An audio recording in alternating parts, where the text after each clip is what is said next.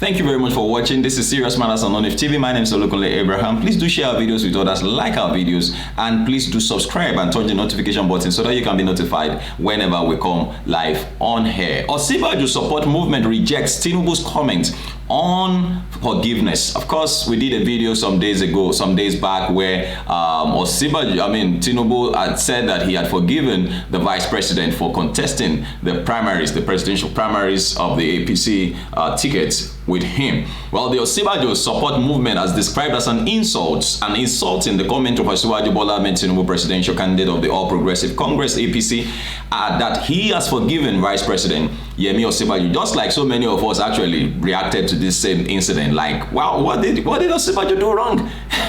He's a Nigerian, entitled to his opinion, he has a constitutional right, and come to think of it, he is more qualified than any of them, in that party. He was expected to have taken that ticket, which we should have, if the vice president had come in, there would have been less issue for APC now. There would have been no issue of defending. In fact, Peter Obi would have been having it tough, than the way it is now. And that's why, because he wasn't allowed to get there, Peter Obi is swearing, enjoying himself to the top, while others are trying to defend themselves. The guy just enjoys.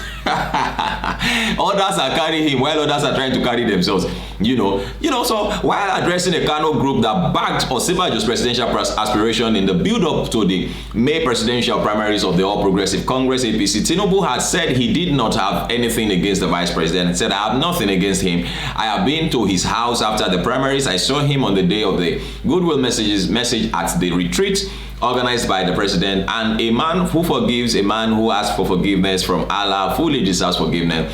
If you cannot give forgiveness, how are you asking from Allah? To me, it's over," Tinubu had said. But responding in a statement on Thursday, the group said, while there is room for political realignment, any talks of forgiveness between Osinbajo and Tinubu is both an insult and provocation. It's both an insult and a provocation. The group said this in a statement signed by its co-national coordinator, Mr. Liberty Badmus. While the OSM welcomes the need for the APC flag bearer and other presidential aspirants to come together, the group rejects the word forgiveness, the use of the word forgiveness, and that is where I also had issues with that particular event or story. What has forgiveness got to do with what we're talking about? In fact, for me, I think that the presidential aspirants of the APC are taking more of this, this race more personal than it is supposed to be democratic. It's taking it too personal than it's supposed to be democratic. So the issue of forgiveness should not come in. Everybody just exercise his political or his rights as a Nigerian, somebody who is qualified, and the implications attached to it. I beg your pardon.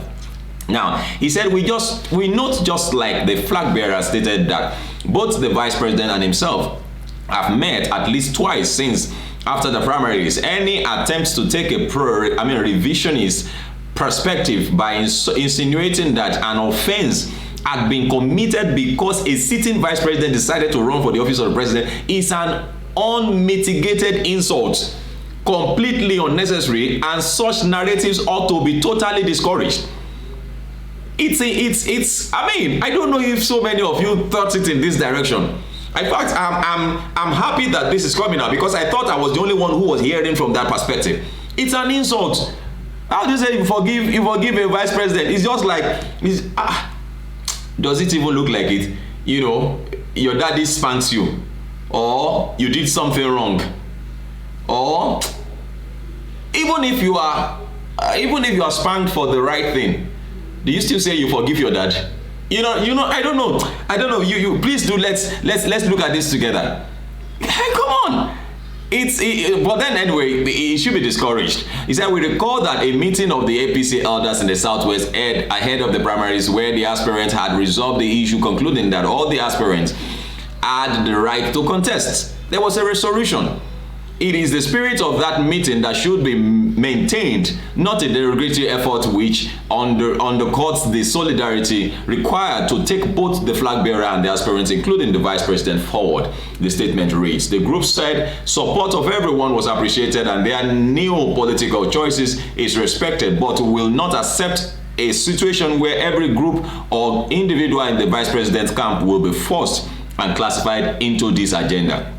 Everyone who supported the vice president has the right to support whoever they wish after the primaries. And Vice President Osinbajo has made it clear that people are free to support the party's candidate, but no one should, however, ridicule us and our party and principle by going to beg for forgiveness.